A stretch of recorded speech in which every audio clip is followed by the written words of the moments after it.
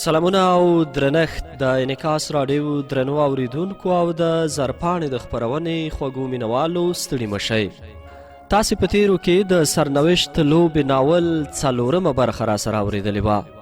اوس مو د دې ناول پنځمې برخې ته هرکلی کوم.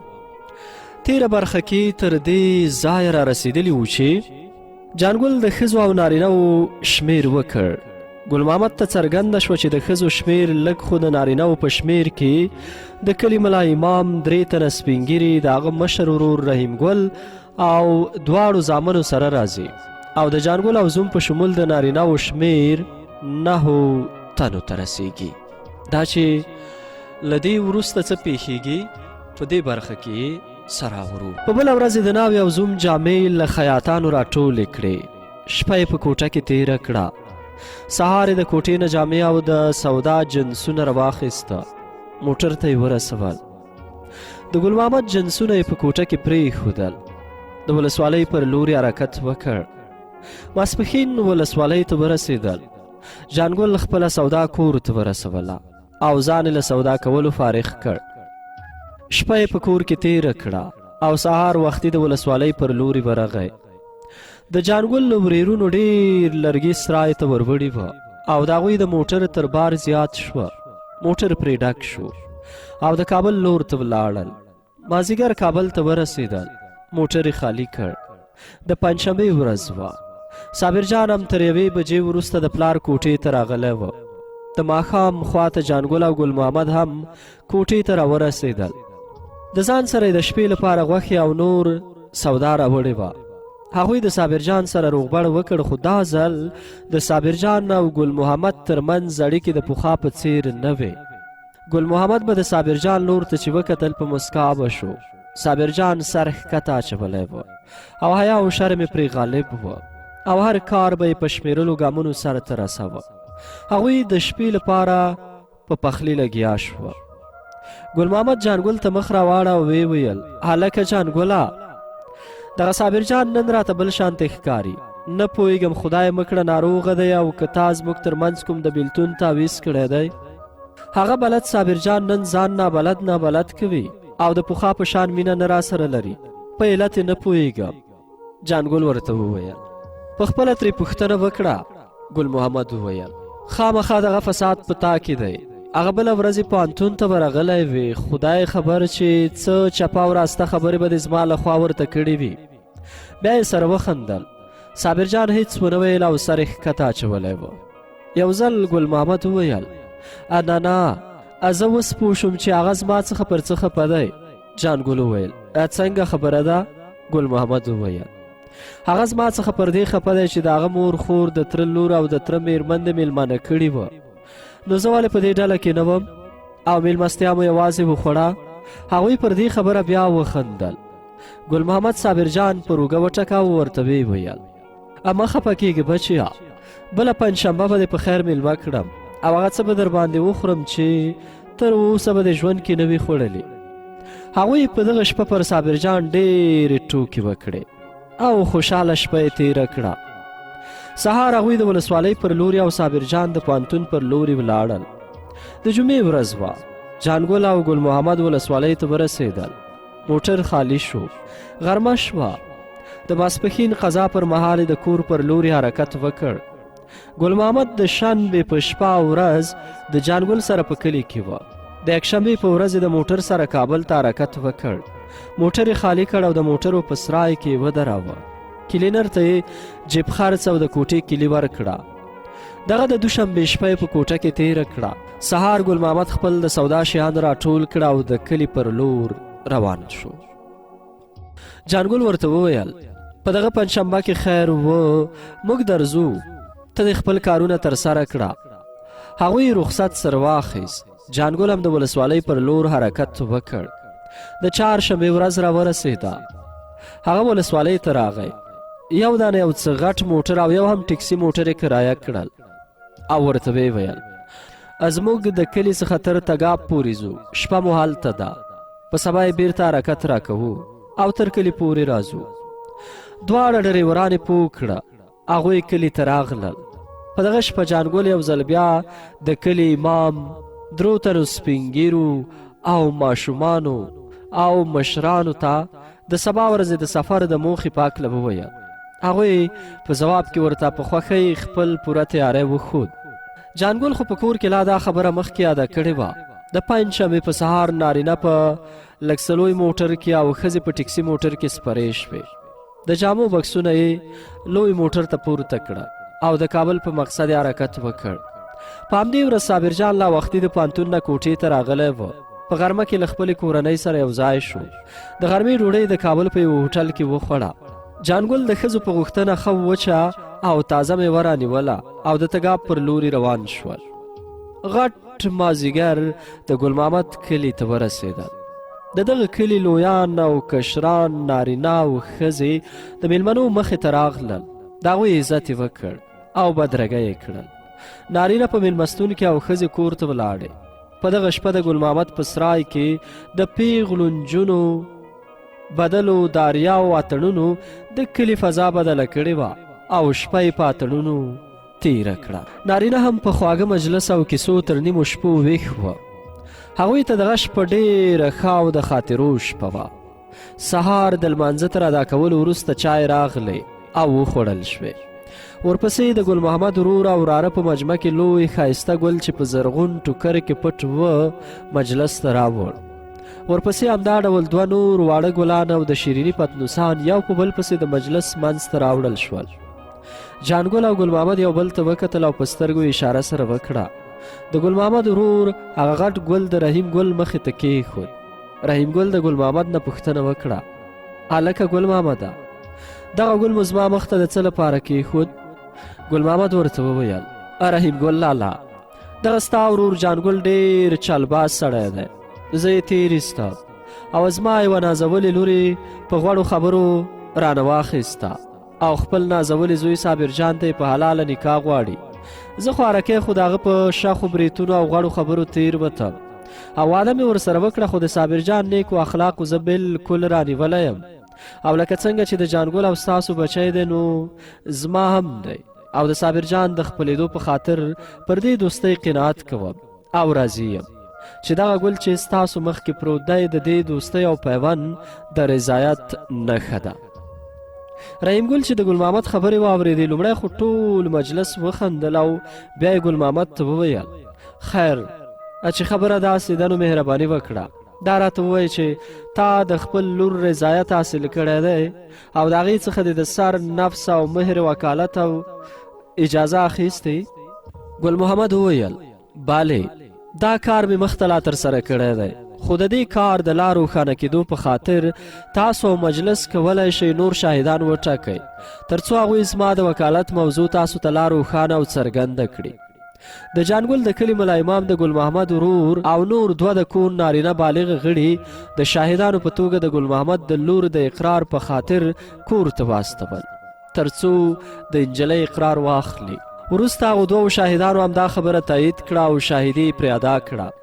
د شاهدانو تر اقرار وروسته رحیم ګل پر ګل محمد غږ وکړ: نور را د مخه شه، او هغه پخوانۍ خبرې په خپله خوله بیان کړه. ګل محمد د کوزدې دسمال رانږدې کړ. ملا صاحب وویل: د صابرجان وکالت څوک کوي؟ بیا یې په خندا وویل: هلکه صابرجانه، ته دلته ناست او موږ دې په وکیل پسې ګرځو، ته په خپله راوړاندې شه او خپل وکالت دې پر غاړه واخله. صابرجان سر ښکته اچولی و، د حیا او شرم په خولو کې ډوب و. پس له ډېر تاکید او ویناو چې د مجلس لخوا پرې وشوې، صابرجان په کرار اواز وویل: زما وکیل زما کاکا جان دی. کله چې رحیم ګل پوه شو چې د صابرجان وکالت تر غاړې شو نو ګل محمد ته یې وویل: هلکه ګل محمده، اوس په دې میدان کې زما او ستا ترمنځ غېږه نیول پیل شوه. هلکه پام کوه، زه سپینګیره یم چې خوږ مې نه کړې. بیا ټول مجلس وخندل. د ملا صاحب لخوا د ګل یوه برخه په لاس ونیول شوه او ګل محمد ته هم اشاره وکړه چې ګل ونیسي او خپل اقرار په ژبه ووایي. ګل محمد داسې وویل: زه ګل محمد د مرحوم دوست محمد زوی په داسې حال کې چې عاقل بالغ او د پوره روغتیا خاوند یم، خپله پیغله لور بې عاقلانه مې چې په دې نامه بله لور نه لرم، په حلاله شرعي نکاح د اسلام د مبارک دین پر قبول شوي او منل شوي طریقت د 10 شرعي درهمه مهر په بدل کې محمد صابر جان د جانګل نامې زوی ته چې په دغه نامه بل زوی نه لري ورکوم او پر خپله خبره په صداقت ولاړ یم. د ګل محمد تر اقرار وروسته رحیم ګل وویل زه رحیم ګل د محمد صابر جان تره د هغه په شرعي وکالت لرلو سره دغه بیبي عاقله نامه د ګل محمد لور د خپل وراره محمد صابر جان لپاره قبلوم او قبوله کړې مې ده. د ملا صاحب لخوا ورته وویل شو چې ګل محمد د 3 ځلې د ورکولو او رحیم ګل د 3 ځلې د قبلولو تکرار وکړي. هغوی دواړو د ایجاب و قبول تکرار 3 ځلې وکړ. ملا صاحب د نکاح خطبه وویل او بیا یې په دعاګانو پیل وکړ. د زوم او ناوې او د هغوی کورنیو ته د خوشحاله ژوند رزق او اولادونو دعاګانې وکړې. مجلس امین امین ویل. د دعاګانو تر ختم وروسته ټول مجلس جانګل، رحیم ګل او ګل محمد ته د دې نیک کار او دوستۍ مبارکي وویله. صابر جان را ولاړ شو. لومړی د مسجد د نورو 2 ملا امامانو لاسونه ښکل کړه، بیا یې د تره پلار او خسر لاسونه ور ښکل کړه. رحیم ګل په وریښمین دسمال کې 50,000 افغانۍ د ګل محمد مخې ته کېښودې. ګل محمد وویل رحیم ګل لالا دا څه شی دی؟ رحیم ګل ورته وویل دا زما لخوا درته بخشش دی، دا چې زه دې خوږ نه کړم او ته مې څملولی. ګل محمد د پیسو د اخیستلو نه انکار کاوه، خو د مجلس د غړو په ډیر تاکید سره یې هغه واخیستې. وروسته د مجلس پر غړو وچه میوه وویشل شوه. پر صابر جان هم وچه میوه وشیندله او ګلان یې ور په غاړه کړه. د ګلانو او میوو پتنوسان یې سرای ته یوړل. په سرای کې د ښځو جمع او جوش وه، خو د ګلانو په وروړلو سره دا جوش او خروش لا زیات شو. د جانګل میرمنې د ګل محمد د میرمنې بیبي عاقلې او د دې کلي د مشرانو ښځو په مخ کې لومړی د ناوې بکس خلاص کړ او د ناوې روغې جامې، د فیشن اسباب، 2 د سرو زرو چلیا ګوتمې او نور د ناوې شیانې د بیبي عاقلې مور ته تسلیم کړل. د بیبي عاقلې مور او د کلي ښځو چې د ناوې جوړه او د سرو زرو ګوتمې او د فیشن اسباب او سامان ولیدل ډیر په حیرت کې ولویدل، ځکه تر اوسه یې هیڅ ناوې ته داسې جوړه نه وه راوړې. ورپسې د صابر جان مور د ښیښانو بکس خلاص کړ او د ناوې د مور، پلار، ورونو، تره، د تره میرمنې او د کورنۍ د غړو جامې کېښودلې او د دې کورنۍ غړي په جامو وستایل. په دې کار سره د دې ښځینه مجلس د غړو حیرانتیا او تعجب لا زیات شو او په وار سره د ناوې په غاړه کې چا غاړکۍ، چا بنګړي، غوږوالۍ او نور فیشني شیان واچول او هغه یې په ګاڼو بار کړه. د ښیښانو دې دود د ناوې د کورنۍ او د کلي د ښځو حیرانتیا لا زیاته او د ښیښانو میړانه یې وستایله. د ناوې مور د لور کالي په یو بکس کې او هغه نورې د کورنۍ جامې په بل بکس کې ځای پر ځای کړې. د بیبي عاقلې مور هم په خپل وار سره خپل زوم صابر جان ته جامې، پایزار، پګړۍ ورکړه او بیا یې د هغه مور او د کورنۍ نارینه او ښځینه غړو ته جامې او تحفې ورکړې. وروسته یې لور ته وویل ځان تیار کړه، اوس زوم راغواړم او د پیژنګلۍ آینه یې مصف اجرا کوو. بیا یې ګلپاڼې او نورو پیغلانو ته وویل تاسې د زوم او ناوې د ناستې ځای جوړ او ناوې سینګار کړئ، نوې جامې به واغوندې، زه به د شربتو او کیک بندوبست وکړم. کله چې ناوې جوړه او د ناوې ځای ترتیب شو، د ناوې مور مشر زوی ته وویل هلکه ورشه پلار دې خبر کړه چې زوم کور ته راولي تر څو د پیژنګلۍ مراسم اجرا کړو. هلک خپل پلار خبر کړ. ګل محمد صابر جان ته وویل هلکه صابر جانه ځان د مقابلې ته تیار کړه، اوس به د غیرت معلوم کړم. د مجلس خلک پوه شو چې صابر جان د ناوې او خواښې سره د پیژنګلۍ روغبړ ته کور ته بیایي. رحیم ګل پر ګل محمد غږ وکړ هلکه ګل محمده پام دې وي چې زړ ونه کړې، موږ باید تر 10 بجو مخکې د کور پر لوري حرکت وکړو، هلته ټول کلی موږ ته انتظار دی. دوهمه خبره دا ده چې د شپې مراسمو ته باید ځان ورسوو. که څه هم ګل محمد د دې کلي نورو غړو هغه ته وویل چې شپه به دلته تیره کړئ، سبا پر وخت به په خیر حرکت وکړئ، خو رحیم ګل او جانګل ونه منل او پر خپله خبره یې ټینګار وکړ. ګل محمد او صابر جان جوړه کور ته ولاړل. پر صابر جان د ګلونو او میوو باران پیل شو. پیغلو په داریا او اتڼ بدرګه کړ. د هغه خواښې او د ګل محمد ورېندارې او د کلي سپین سرو او د پاخه عمر ښځو هغه څو وارې پر مخ ګل کړ. صابر جان هم د هغوی لاسونه ښکلول. صابر جان د ښځو په ګڼه ګوڼه کې تر مخصوص ځای پورې ورسید او د پیژنګلۍ پر څوکۍ کېناست. ورپسې ناوې ورته راوستل شوه او تر څنګ یې کېناسته. هغوی ته چلی یا ګوتمې د صابرجان د مور لخوا ورکړه شوې او دواړو یو د بل په ګوته کړې. ښځو پرې چکچکې وکړې، شربت او کیک یو د بل په خوله کې ورکړل. ناوې او زوم د سترګو په کنجونو یو بل ته کتل او دواړو د حیا او شرم په پردو کې ډوب وو. هغوی یو او بل سره ولیدل او دا مراسم پای ته ورسېدل. د خواښې لخوا هغه ته نوې جامې ورکړل شوې. خواښې هڅه کوله چې پرې وایغوندي، خو د صابرجان مور مخالفت وکړ. صابرجان له کوره راوتی، نارینه او ښځې د سفر لپاره تیار شول. رحیم ګل د دې کلي سپین ږیرو او ځوانانو ته د کوژدې د خوښۍ په مراسمو کې د ګډون ست وکړ او د صابرجان مور په خپل وار سره ټولو ښځو ته خو د دود او دستور له مخې هغوی ګډون ونه کړ او د دوی نه یې مننه وکړه. بالاخره ښیښانو سفر ته تیاری ونیوه. د کوژدې ګلان او د ښځو د جامو بکسونه یې په لږ لوی موټر کې ځای پر ځای کړه. کله چې د صابرجان مور له کوره وتله یو ځل بیا قلعې ته چې نږدې ورته ولاړه ورتېره شوه او هغه یې څو وارې پر مخ کول کړه او په غېږ کې یې ونیوله. بیا یې د هغې مور او د کلي ښځو ته مخ ور واړوه او ویې ویل: اګورئ، تاسو ته وایم دغه زما د سترګو تور او کسي ستاسو سره امانت ده، هغه ښه راته وساتئ. بیا یې د هغې مور ته وویل: اګوره ښېښې، دغه د ګل په شانې لور درنه خفه نه شي، هغې ته د کلک پام وي. دا خبرې وکړې او تر رخصت اخیستلو وروسته له ملګرو سره له سرایه ووتل او په موټر کې کېناستې.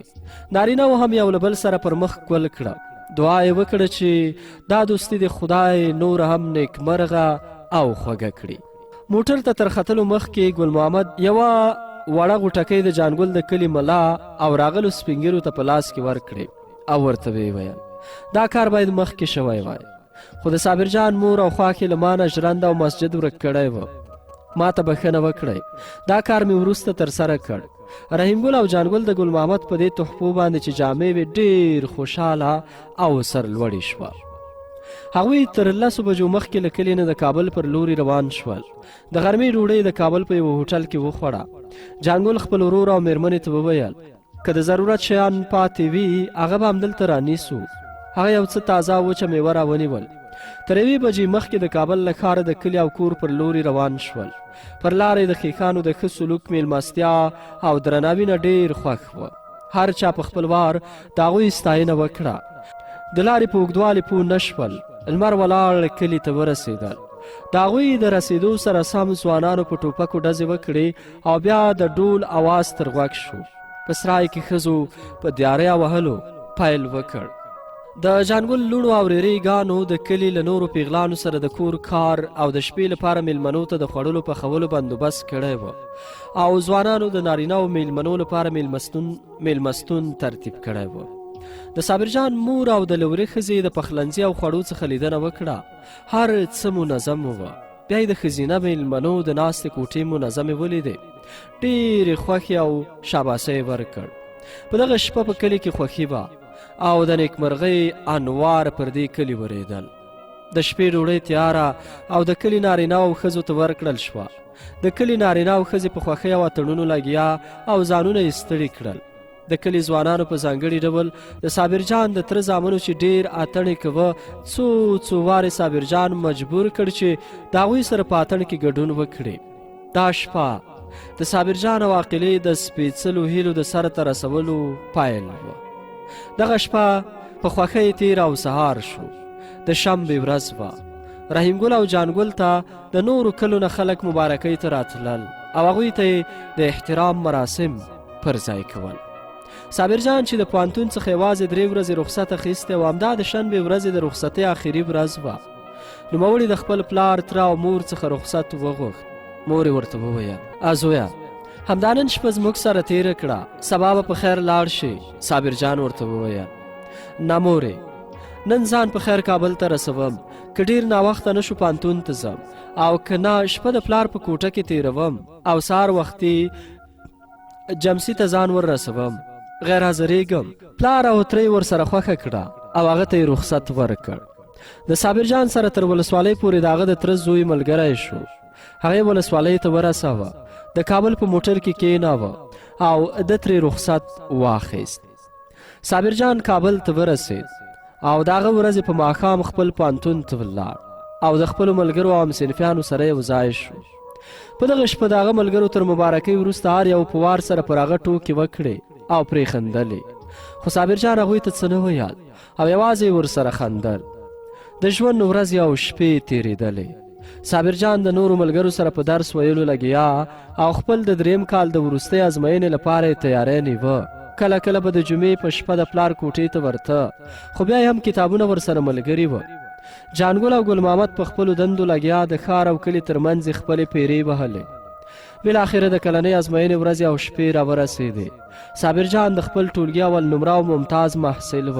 هڅه یې کوله چې دا امتیاز د تحصیل تر پای وساتي، نو ځکه یې تر ډېره هڅه کوله چې شپه ورځ درس ولولي او خپل مقصد لاسته راوړي. ازموینه پیل شوه. نوموړي هره ورځ خپله ازموینه په بري سر ته تېروله او د بلې ورځې د ازموینې لپاره یې پوره تیاری نیوه. هغه خو مخکې هم درسونه زده کړي وه او همدا وجه وه چې د ازموینې په ورځو کې کومه ستونزه نه درلوده. بالاخره پس له 15 ورځو څخه کلنۍ او وروستۍ ازموینه پای ته ورسېده او ټول محصلین د نتیجو په انتظار کې وه. 1 اونۍ وروسته د ازموینې د نتیجو د اعلان ورځ راورسېده. په دغه ورځ د عربي پوهنتون د قومندانۍ لخوا ډېر لوړ ترتیبات نیول شوي وه او ممتازو فارغونو ته یې ځانګړی د فراغت یونیفورم تیار کړی و. دغه محفل ته د محصلینو پلرونه او د کورنۍ یو غړی هم رابلل شوي وه چې په دې ډله کې یو هم جانګل و. کله چې محفل د قرآن کریم په تلاوت پایل شو، وروسته ملي سرود وغږول شو. تر هغه وروسته د پوهنتون مشر خپله وینا واوروله او په درنو چکچکو بدرګه کېده. هغه په خپله وینا کې د دغه دورې د فارغانو ډېره ستاینه وکړه او د ممتازو فارغو محصلینو د نوم په لړ کې صابرجان هغه لومړنی شخص و چې ادارې ترې خوښي څرګنده کړه. د فراغت د سندونو په ورکولو کې صابرجان لومړی ممتاز فارغ و چې په خاص یونیفورم کې د سټیج سر ته د نوم تر اخیستلو وروسته حاضر شو. د پوهنتون مشر هغه ته په خپلو لاسونو د فراغت سند یا شهادتنامه ورکړه. برسیره پر شهادتنامه هغه یې په تحفو باندې وویاړه. ورپسې په وار سره د مختلفو پوهنځیو ممتاز فارغین راتلل او خپلې شهادتنامې ترلاسه کولې. د محفل په پای کې هغه میلمستیا ته چې د فارغینو په ویاړ ترتیب شوې وه، د غونډې ګډونوال او په ځانګړي ډول د فارغینو خپلوانو او دوستانو ته بلنه ورکړل شوه او د پوهنتون مشر د خبرو په پای کې وویل: ګرانو بچیانو، ستاسو د فراغت په هکله مو د دفاع وزارت اړوندو څانګو ته رسمي خبر ورکړی او ستاسو نومونه مو په رسمي توګه هغوی ته مکتوبې استولي دي. هغوی ستاسو د مقررۍ په برخه کې خپله دنده سرته رسوي. یوازې ستاسو ورتګ هلته شرط دی تر څو خپله اړونده قطعه او محل درته څرګند شي. نوموړي دا خبرې وکړې او نور محفل ختم او ډوډۍ خوړلو سالون ته ولاړه. د زرپاڼې د خپرونې ډېرو قدرمنو مینوالو د سرنوشت لوبې ناول 5مه برخه مو همدومره وه چې ما واحد الله امان د خپل تخنیکي همکار جمیل وصال په ملتیا درته وړاندې کړه. تر بیا او بلې برخې د الله په امان.